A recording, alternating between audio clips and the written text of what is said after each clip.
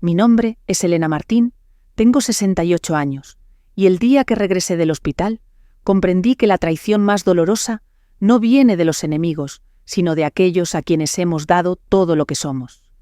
Recuerdo el aire frío de aquella mañana. Aún llevaba la pulsera blanca con mi nombre, la que te ponen cuando ingresas, como si uno dejara de ser persona y se convirtiera en un número más. Había pasado 2 semanas convaleciente, después de una operación que, según el médico, había salido lo mejor posible para mi edad. Yo me sentía débil, pero no derrotada. Con el paso de los años, una aprende a guardar fuerzas donde los demás ya no ven vida.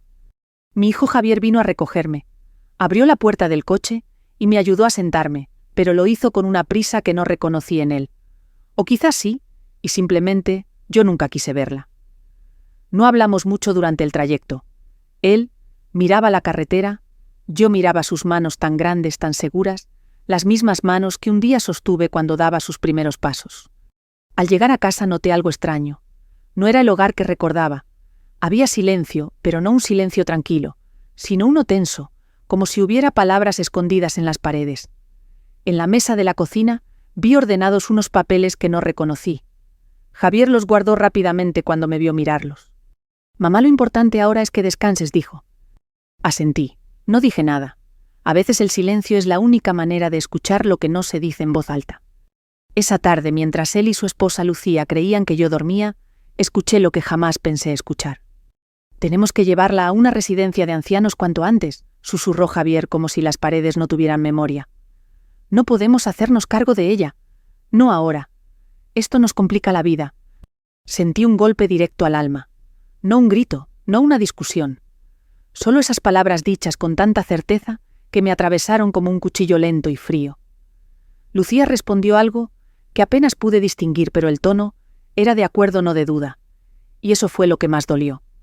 No lloré, no fui capaz. La tristeza se me quedó atragantada como una piedra. A la mañana siguiente la dinámica comenzó a cambiar. Ya no era yo la que decidía cuándo comer. Ya no era yo quien elegía qué ropa ponerme. Todo lo hacían por mí. «Para que descanses, mamá», decían. Pero había una condescendencia en sus voces, una manera de hablarme como si fuera una niña torpe o una anciana inútil. No era ayuda, era reemplazo, era borrarme de mi propia casa.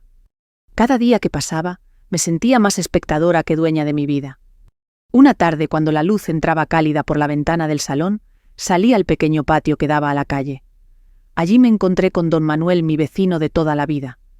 Él me miró detenidamente, como solo miran quienes saben leer el cansancio en el alma. «Te veo apagada, Elena. ¿Qué te pasa?» No sé qué expresión puse, pero él no insistió. Hasta eso agradecí. La dignidad es algo que una trata de sostener incluso cuando se tambalea. Esa noche me senté a la mesa aunque no tenía hambre. Javier hablaba de gastos de tiempo, de responsabilidades, como si yo fuera una carga pesada que él arrastraba por obligación moral. Yo lo observaba. Era mi hijo, mi niño, mi carne, mi sangre. Y sin embargo, lo sentía tan lejos como si fuera un desconocido sentado en mi casa. Pero en medio de esa tristeza, algo dentro de mí permanecía intacto. Porque yo sabía algo que ellos no sabían. Yo sabía que esa casa, mi casa, estaba a mi nombre. Yo sabía que los ahorros que durante toda mi vida guardé con disciplina seguían intactos. Yo sabía que el pequeño terreno, que heredé de mis padres, seguía esperando silencioso, como la tierra espera a la semilla. Y lo más importante, yo sabía que no estaba indefensa. Ellos tenían planes para mí, pero yo tenía planes mucho más ambiciosos para ellos. No de venganza ciega, no de castigo impulsivo, sino algo más profundo. Algo que les enseñaría lo que significa valorar lo que se tiene antes de perderlo para siempre. Y así guardé silencio. Observé. Esperé. El silencio no siempre es rendición. A veces ese es el primer acto de una estrategia. Los días siguientes fueron una sucesión de pequeños gestos, que por sí solos parecían inofensivos. Pero todos juntos formaban una cadena pesada, una que se iba cerrando lentamente alrededor de mí. No se trataba de grandes humillaciones, ni de gritos, ni de escenas dramáticas, no. Era algo más sutil, más frío, más cotidiano. Lo primero fue la cocina. Siempre había sido mi territorio. Allí pasé años preparando comidas para mi familia, amasando pan casero los domingos, friendo churros para Javier cuando era niño, celebrando cumpleaños sin lujos pero llenos de afecto. La cocina era el corazón de la casa. Era mi identidad. Un lunes por la mañana, al levantarme encontré la cocina completamente reorganizada. Las especias, los platos, los utensilios, todo había sido movido. De pronto la cafetera que siempre estuvo al alcance de mi mano, estaba ahora en lo alto, donde apenas llegaba. Y el azúcar que siempre guardaba en el bote de cerámica, había desaparecido. Lucía lo ordenó para que todo esté más práctico, me dijo Javier como si me estuviera haciendo un favor. Pero no lo era. Era una señal. La señal de que yo ya no decidía en mi propia casa. El segundo cambio fueron las llaves. Siempre llevaba el manojo completo en el bolsillo del delantal. ¿Llaves de la casa del trastero del buzón? Un día buscándolas no las encontré. No hace falta que las tengas encima, mamá, dijo Javier casi sin mirarme. Es mejor así para que no te canses subiendo y bajando. No era por cansancio, era control. Poco a poco me estaban despojando de mi lugar. Pero lo que más dolió no fueron los objetos. Fueron las palabras disfrazadas de amabilidad. Pobrecita, déjala, está nerviosa por la operación, dijo Lucía un día como si yo no estuviera delante. Pobrecita. Qué palabra tan pequeña, tan suave y tan cruel. Te convierte en algo frágil, roto, inofensivo. Te convierte en un estorbo que se tolera. Yo asentaba la cabeza, callaba, respiraba lento. Mi silencio no era sumisión, mi silencio era memoria. Una tarde, mientras tomaba té en el patio, escuché las voces desde la ventana abierta. No lo buscaba, pero tampoco lo evitaba. ¿Has mirado lo de la residencia?, preguntó Lucía en voz baja. Sí, respondió Javier. La de las afueras cuesta menos. Además, si alquilamos la casa, podríamos cubrir todos los gastos. El té se enfrió entre mis manos. Así que ese era el plan.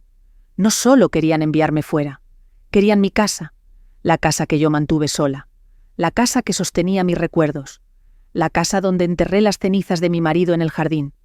Sentí una punzada de dolor en el pecho, pero no por la casa, ni por las llaves, ni siquiera por la residencia. Dolía mi hijo, dolía no reconocerlo. Al día siguiente salí a caminar hasta la plaza del pueblo, despacito, sin prisa. El bastón golpeaba el suelo con un ritmo suave, casi musical. Allí me encontré con Milagros, mi amiga de toda la vida. «Ay, Elena», dijo apenas verme. «Estás más delgada. ¿Qué ha pasado?» No sabía cómo responder. Tenía tantas palabras juntas en la garganta que no salía ninguna. Pero Milagros me conocía demasiado bien. «Si quieres caminamos un poco», me dijo. Y caminamos. Pasamos por la iglesia, por la panadería donde trabajé tantos años, por la fuente del parque donde Javier jugaba de niño. El pueblo seguía igual, yo no. Me senté en un banco. Milagros esperaba, no preguntaba, escuchaba sin que yo hablara. «Me quieren mandar a una residencia», dije al fin despacio. No lloré, no hacía falta.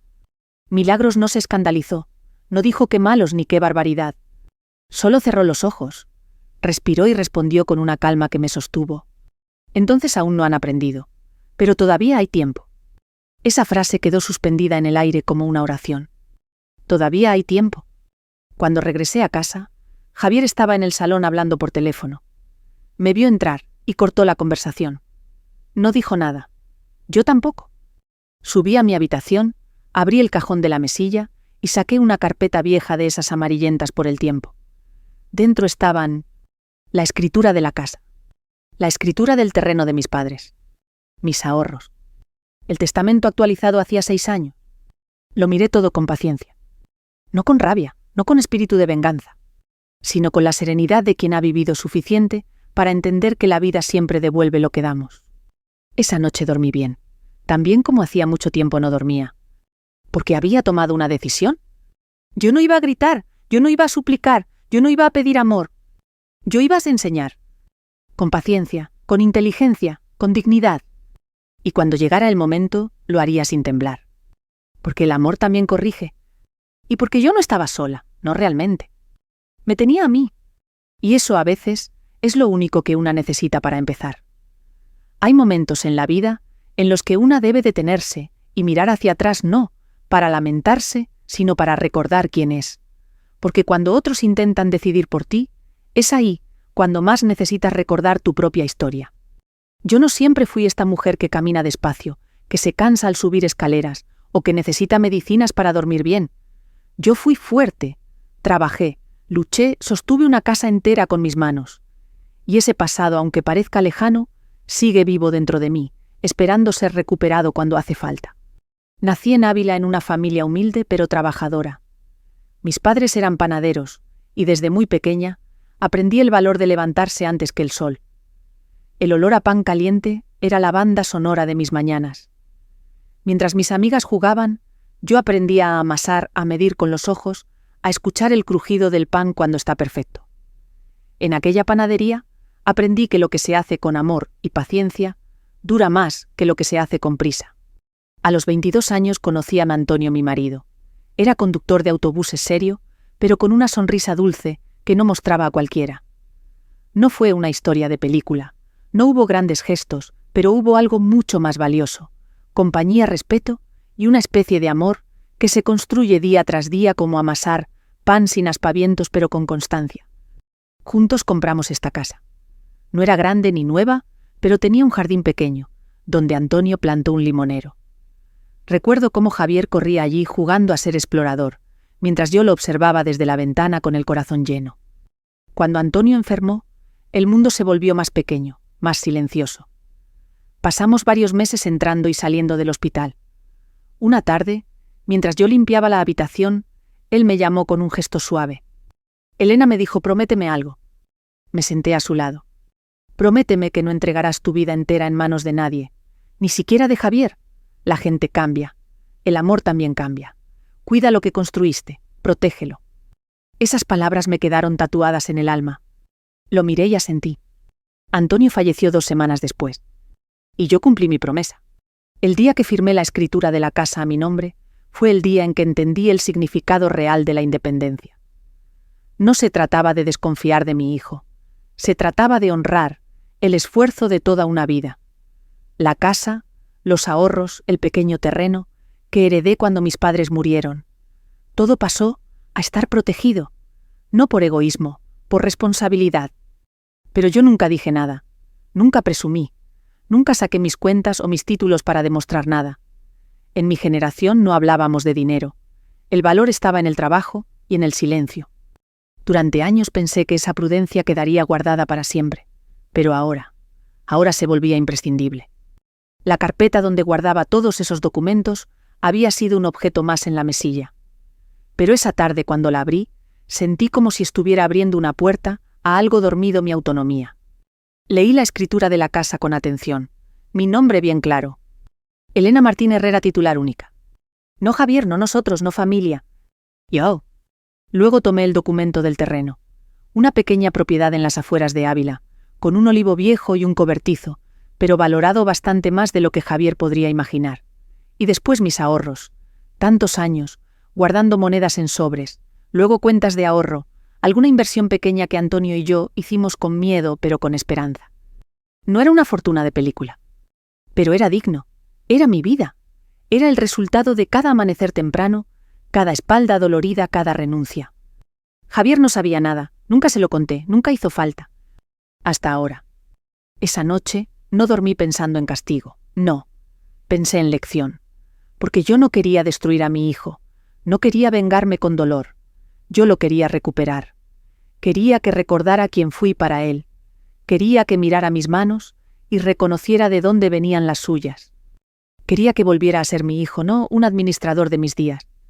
Y para eso debía actuar con cabeza, no con herida. Pensé en Antonio. Pensé en nuestras conversaciones en la cocina al anochecer. Pensé en las veces que me decía: Elena, cuando la vida te empuje, no empujes de vuelta. Cambia de paso, cambia de ritmo, pero no dejes de bailar. Respiré hondo, apoyé la mano sobre la carpeta y sentí dentro de mí algo muy parecido a la paz. No había prisa, no había necesidad de confrontar todavía. El momento llegaría, y cuando llegara yo estaría lista. Al día siguiente salí temprano de casa.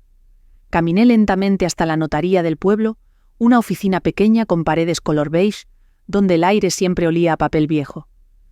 Don Claudio, el notario, me recibió con la misma cordialidad de siempre. «Doña Elena, qué alegría verla», dijo. «¿Cómo sigue de salud?» «Voy mejorando», respondí. «Pero necesito revisar unos documentos». Él asintió sin preguntas. Los hombres que saben leer miradas no necesitan explicaciones.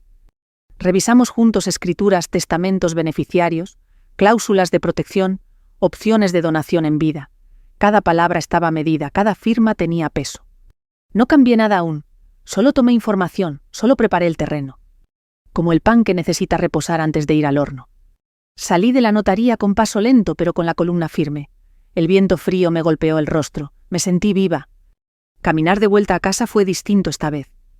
No caminaba como una anciana frágil. Caminaba como una mujer que recuerda su valor. Caminaba como alguien que ha despertado. Porque sí, ellos tenían planes para mí. Pero yo tenía planes mucho más ambiciosos para ellos. El tiempo empezó a moverse de una forma distinta después de mi visita a la notaría. Era como si cada hora tuviera un peso diferente, como si cada gesto cotidiano adquiriera un significado nuevo que antes pasaba desapercibido. Yo observaba, yo escuchaba, yo esperaba. Y mientras tanto la casa seguía respirando esa tensión silenciosa que se agudiza justo antes de una tormenta. Una mañana, mientras desayunábamos, Javier dejó caer la frase de manera casi casual, como quien comenta el clima. Mamá estaba pensando, quizá lo mejor sería que te acercáramos a ver algunas residencias, para que tú misma elijas, para que estés más cómoda. El té que tenía entre las manos se mantuvo perfectamente quieto. Ni una gota tembló. Ah, respondí. ¿Qué detalle pensar en mi comodidad? Lucía, que estaba de pie junto a la encimera cortando fruta, evitó mi mirada. La incomodidad se podía morder en el aire. No dije nada más, no pregunté, no reclamé. Cuando tú quieras, añadí simplemente. Javier pareció confundido por mi calma. Tal vez esperaba lágrimas, súplicas, protesta. Pero no. Esa no era mi guerra. Mi guerra estaba en otro lugar, en otro plano. La primera residencia que visitamos estaba a las afueras del pueblo. Un edificio gris funcional con pasillos largos y ventanas con cortinas que parecían haber perdido la batalla contra el tiempo. Una mujer joven con uniforme impoluto y sonrisa entrenada nos recibió en la entrada. Aquí cuidamos a nuestros residentes con cariño y atención personalizada, dijo casi recitando. Mientras caminábamos, miré a las personas sentadas en las salas comunes. Miradas vacías, manos apoyadas en regazos quietos, televisores encendidos sin que nadie realmente los viera. No vi maltrato, no vi abandono. Vi soledad. Y la soledad es más cruel que cualquier insulto. En un rincón, una anciana jugaba con la costura del abrigo, como si buscara recordar algo que ya no sabía nombrar. Sus ojos se detuvieron en los míos. Nos miramos unos segundos. Entonces ella dijo: «No dejes que te traigan aquí antes de tiempo». Su voz era frágil, pero su mensaje era claro. Asentí con suavidad. Ella sonrió como quien reconoce a otra que aún no se ha rendido. Javier parecía inquieto. «Mamá, ¿qué te parece?», preguntó intentando sonar neutro. «Es un sitio», respondí, para quien ya terminó su camino. Lucía respiró hondo, molesta. Yo no la miré. La segunda residencia era más cara, más moderna, más luminosa, con jardines cuidados y paredes color crema. Pero allí también vi algo que me estremeció la resignación. Personas que hablaban con voces apagadas, conversaciones cortas sin dirección, miradas que ya no esperaban nada. Una enfermera me mostró una habitación. Aquí podría estar muy tranquila, sin preocupaciones.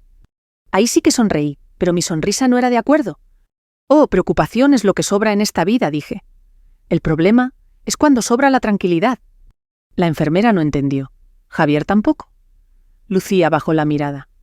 Volvimos a casa en silencio. Pero no era el silencio natural de quienes no necesitan palabras. Era el silencio incómodo de quienes saben que están caminando en dirección opuesta. Aquel fin de semana, cuando Javier y Lucía salieron a hacer compras, yo me senté en el sofá, respiré hondo y marqué un número que conocía bien. «Don Claudio, soy yo, Elena. Sí, ya estoy lista». La voz del otro lado no hizo preguntas. Los hombres que entienden las decisiones profundas no necesitan detalles. Al día siguiente me puse un abrigo, tomé mi bolso y salí sola. El camino hacia la notaría fue más leve esta vez, no porque mi cuerpo estuviera más fuerte, sino porque mi espíritu ya había tomado su lugar. Sentarme frente a don Claudio fue como sentarse frente a un espejo que devuelve la verdad sin adornos. Entonces dijo él con calma: «¿Quiere que formalicemos las modificaciones?». Lo miré a los ojos, sin temblor, sin sombra de duda. «Sí». Y así lo hicimos. La casa solo a mi nombre, protegida de cualquier cambio sin mi firma. El terreno reservado para donación selectiva. La cuenta reorganizada. El testamento modificado para reflejar no solo lo que dejaba, sino a quién y por qué. No quité a Javier de mi vida. No borré su nombre. Pero establecí condiciones. La herencia era ahora un camino que debía ser merecido, no asumido. Firmé cada documento lentamente saboreando cada trazo de mi propia caligrafía. Cada firma era una reafirmación, no de autoridad, sino de identidad. Al salir de la notaría el aire olía a pan, un aroma cálido casi familiar. Me detuve frente a la panadería del pueblo, la misma donde trabajé tantos años. Y sin pensarlo entré. Una mujer joven de unos 30 y tantos amasaba pan en el mostrador. Tenía harina en las manos, la misma imagen que fui yo tantos años atrás. ¿Todo bien, señora?, preguntó con una sonrisa sincera. Sí, respondí, solo estoy recordando. Ella no preguntó más, yo tampoco. A veces la vida no necesita explicaciones, solo testigos. Volví a casa caminando despacio, pero esta vez no cargada por la tristeza, sino sostenida por una claridad nueva. No era el final de la historia. Era el punto donde todo comenzaba a colocarse en su sitio. Ellos tenían planes para mí. Pero yo tenía planes mucho más ambiciosos para ellos. Y ahora esos planes tenían forma. Y tenían nombre. Y estaban firmados. La semana siguiente transcurrió con una calma extraña, casi engañosa. Javier y Lucía parecían convencidos de que la idea de la residencia había sido aceptada por mí.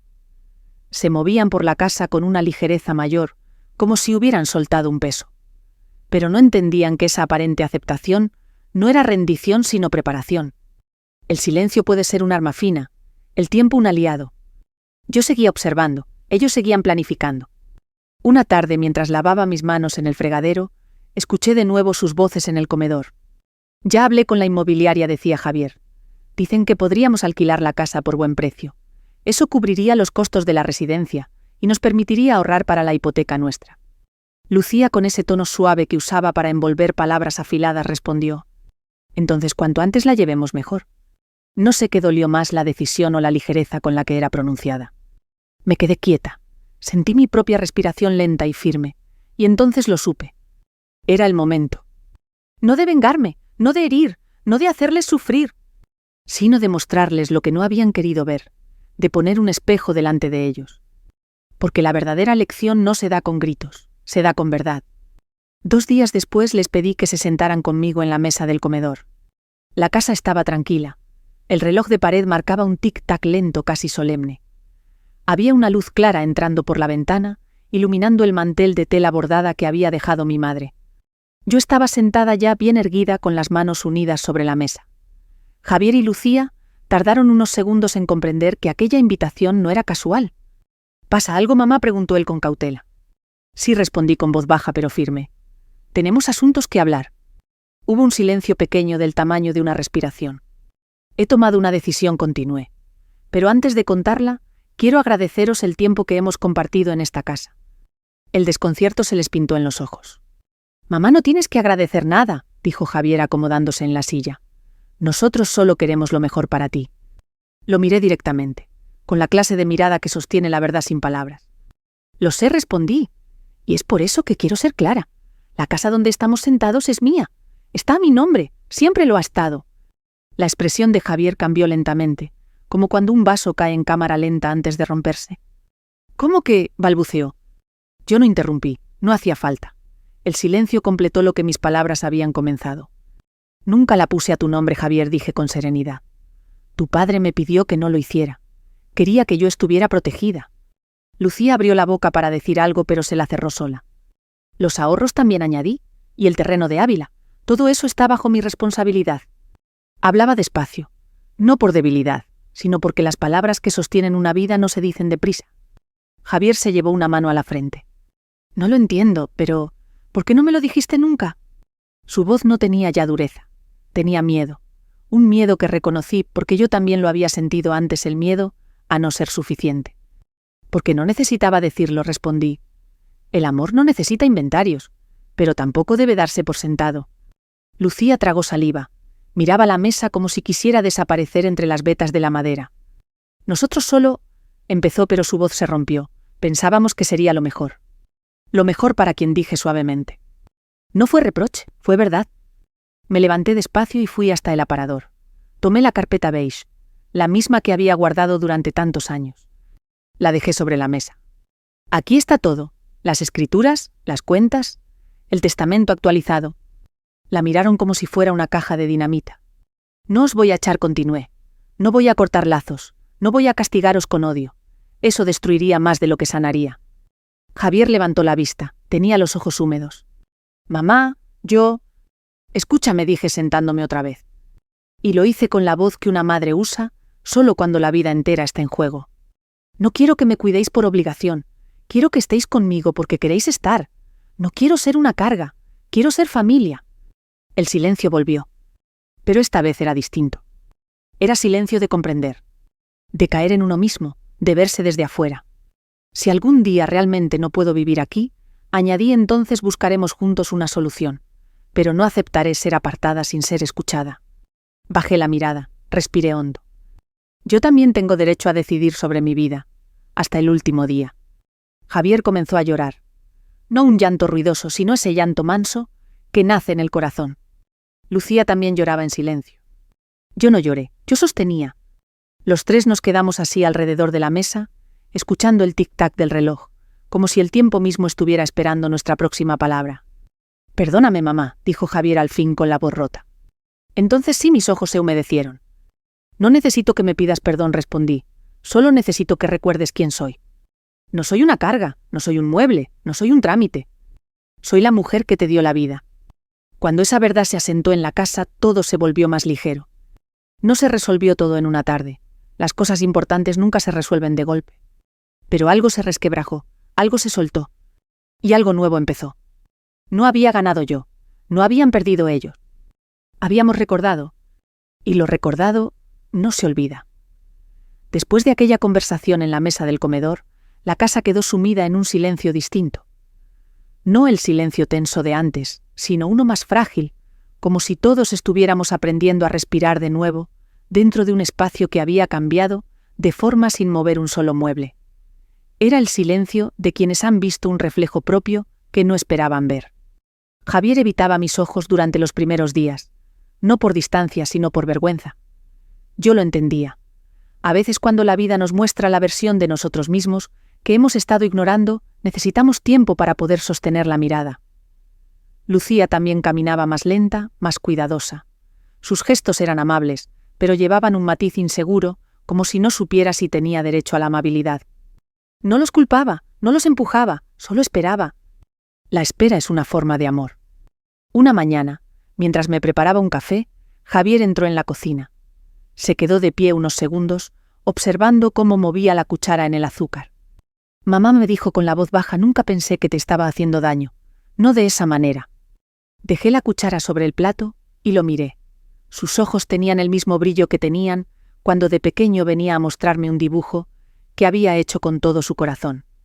A veces respondí: el daño no viene de la intención, viene del descuido, de no mirar, de dar por sentado que el otro estará siempre ahí. Él asintió lentamente, como si cada palabra cayera en algún lugar profundo. He estado pensando mucho, añadió. Creo que dejé de verte. Veía responsabilidad, veía problemas, pero no te veía a ti. Yo respiré hondo. Sentí que algo se aflojaba en mi pecho. Yo también cometí errores, admití. Nunca te hablé de mis miedos. Nunca te conté lo que tu padre me pidió. Guardé demasiado silencio. Él abrió los ojos sorprendido. Lo hice para protegerte, dije, pero quizá también debí enseñarte. Confié en que el amor era suficiente, y a veces no lo es. No para sostenerlo todo, no para sostener a todos. Se acercó y tomó mi mano. La suya temblaba. Sentí sus dedos como cuando era niño, aunque ahora fueran manos de un hombre cansado. Podemos empezar de nuevo, mamá, susurró. Le apreté la mano suavemente. Sí, respondí, podemos. Los días siguientes fueron pequeños gestos que, como hilos finos, comenzaron a tejer otra vez lo que se había roto. Javier me acompañaba a los paseos por la plaza. Lucía preparaba mi té como sabía que me gustaba, suave y con una rodaja de limón. No había excusas, no había explicaciones forzadas, solo presencia. La presencia tiene el poder de cerrar heridas que las palabras no alcanzan. Un domingo por la tarde estábamos los tres sentados en la sala. La televisión estaba encendida, pero nadie la miraba. Afuera, el limonero del jardín se movía con el viento. He estado pensando, dijo Lucía de pronto con voz suave, en lo que dijiste, Elena, sobre no querer ser una carga. Creo que yo te vi así, y ahora me doy cuenta de que fui injusta. La miré despacio. Había sinceridad en su voz, y también torpeza, pero la torpeza de quien se atreve a enfrentarse a sí mismo. Cuando cuidé a mi madre, continuó, fue muy duro. Me sentí sola. Y creo que sin darme cuenta puse ese miedo en ti. Como si tu presencia trajera de nuevo aquel cansancio. No era culpa tuya. Era mío. Sentí mis ojos humedecerse, no por dolor, por algo distinto. Por reconocimiento. Gracias por decirlo, respondí. Lucía respiró hondo cerrando los ojos. A veces la vida nos pide valentía no para sostenernos, sino para cedernos. Con el paso de las semanas, la casa comenzó a sentirse de nuevo como hogar. No igual, nunca igual. Las cosas rotas no vuelven a su forma original, pero a veces después de romperse, se vuelven más profundas, más humanas. Una tarde, Javier llegó con una silla que había visto en una tienda del centro. La compré para ti, dijo, para que puedas sentarte cerca del jardín cuando te canses. No era un gran gesto, pero era un gesto hecho desde el corazón. Y eso basta. El día que decidimos hablar del futuro no hubo tensión. Nos sentamos los tres en la mesa como aquella vez, pero esta vez había luz suficiente para vernos sin sombras. Si algún día llega el momento en que necesite ayuda más grande de la que podéis darme, dije con calma, lo hablaremos juntos. Yo no cerraré puertas, solo quiero estar en la conversación. Javier me tomó la mano. Estarás siempre, dijo. Lucía asintió. Y lo creí. Porque esta vez no era promesa vacía, era conciencia. Habíamos tocado fondo, y desde ahí lo que se construye no cae con facilidad. Sin embargo, la lección más grande no fue la que yo di, fue la que recibimos todos. El amor no se sostiene con costumbre, se sostiene con memoria, con mirar al otro de verdad, con ver lo que a veces dejamos de ver. Yo no necesitaba vencer, no necesitaba castigar, solo necesitaba ser vista. Y lo fui. Esa noche antes de dormir salí al jardín. El limonero seguía allí, firme, viejo, dando fruto solo cuando era tiempo. Toqué su tronco y sonreí. Ya está, susurré. La paz no es un lugar, es un regreso. El tiempo siguió su curso, como lo hace siempre sin pedir permiso, y sin detenerse para que uno se adapte. Pero ahora en nuestra casa algo era distinto. No era que todos los problemas hubieran desaparecido, ni que las heridas se hubieran cerrado por completo. No, era algo más sutil, más humano. Había intención. La intención de escuchar, la intención de comprender, la intención de cuidar sin invadir, la intención de amar sin poseer. Y esa intención, cuando es verdadera, cambia el aire que se respira. Un mes después de aquel día en el comedor, el médico me dio el alta definitiva. Me dijo que debía seguir cuidándome caminando, bebiendo agua, tomando mis medicinas. Nada extraordinario. Solo la vida recordándome que aún estaba en mi propio camino. Cuando salimos del centro de salud, Javier me tomó del brazo. No para sostenerme, sino para acompañarme. Esa diferencia mínima para quien no mira era enorme para mí. Caminamos despacio hasta la plaza. El sol calentaba las baldosas y el murmullo de gente paseando llenaba el aire. Allí cerca de la fuente vimos a Milagros sentada alimentando a las palomas como hacía siempre. «Mira quién está aquí», dijo ella al verme. «La mujer que sabe esperar». Reí. Hacía tiempo que no reía así con el pecho ligero. No sabía si era paciencia o terquedad, respondí. Las dos cosas seguramente, dijo ella guiñando un ojo. Javier sonrió y en su sonrisa vi algo que creí perdido: ternura. En los días que siguieron, comencé a recuperar pequeños rituales que había dejado atrás. No porque no pudiera hacerlos, sino porque había dejado de sentirme bienvenida en mi propia casa. Volví a preparar mi café por la mañana, volví a cuidar mis plantas del balcón, volví a elegir mi ropa, volví a sentarme en mi sillón favorito, el que siempre había sido mío. Pero lo más importante fue que volví a sentirme yo. No la versión reducida que otros habían querido ver. No la sombra silenciosa que caminaba entre habitaciones. No la mujer inmóvil a la que se empuja hacia afuera. Volví a ser Elena. La mujer que trabajó, que amó, que sostuvo, que sobrevivió, que aprendió. Y sobre todo la mujer que sabía cuándo hablar y cuándo esperar. Una tarde, cuando estábamos los tres cenando, Javier dejó el tenedor sobre el plato y dijo: «He estado pensando en algo». Lucía y yo levantamos la mirada. Siempre creí que cuidar era una carga, continuó, que significaba sacrificar mi vida, como le pasó a Lucía con su madre, y cuando viniste del hospital pensé que todo volvía a empezar. Tenía miedo, mamá, no porque no te quisiera, sino porque pensé que me iba a perder a mí mismo. Sus palabras eran sinceras, desnudas, no buscaban excusa, no buscaban justificarse. «Y ahora entiendo», dijo después de un silencio mirando mis manos, que la vida que tengo hoy existe porque tú me sostuviste cuando no tenía nada. No lo vi, y debería haberlo visto. Le toqué la mejilla como cuando era pequeño. A veces dije uno no ve lo que tiene delante hasta que lo teme perder. Lucía agregó muy despacio. Yo no sabía cómo acercarme a ti. No quería reemplazar tu lugar, pero tampoco sabía cómo convivir contigo. He aprendido mucho en este tiempo. Yo asentí. Estábamos los tres en ese punto donde la verdad ya no duele, solo cura. No hubo grandes discursos, no hubo juramentos dramáticos, no hubo promesas perfectas. Solo hubo algo más esencial. Presencia. La presencia humilde de quien reconoce sus errores.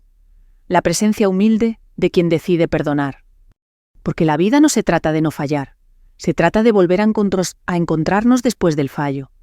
Una mañana de invierno, mientras regaba las plantas del jardín, el sol entraba entre las ramas del limonero. El aire estaba frío, pero había una calidez suave en la piel. Javier salió al patio y se quedó a mi lado en silencio. «Es bonito», dijo mirando el árbol. «Sí», respondí. «Da fruto cuando es tiempo, no antes, no después». Javier sonrió. Sabía que no hablábamos solo del árbol. Lucía salió también con 3 tazas de café caliente.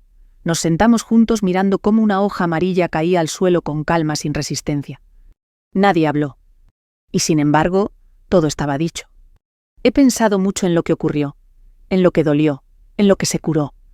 Y he llegado a entender algo importante.